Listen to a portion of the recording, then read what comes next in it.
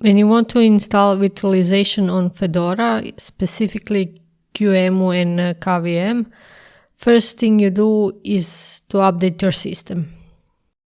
For creating test virtual machine, you can install everything with this easy command.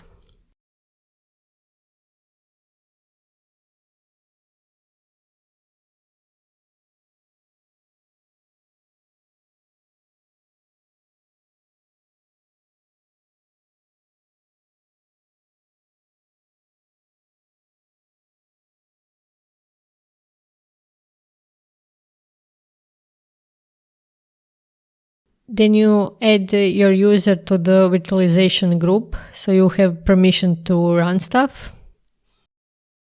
Then you start the virtualization service, enable it,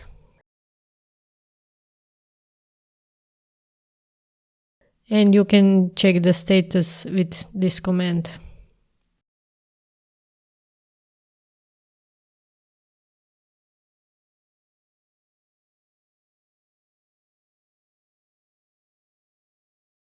And now you should have everything to create a virtual machine on your system. And that's all.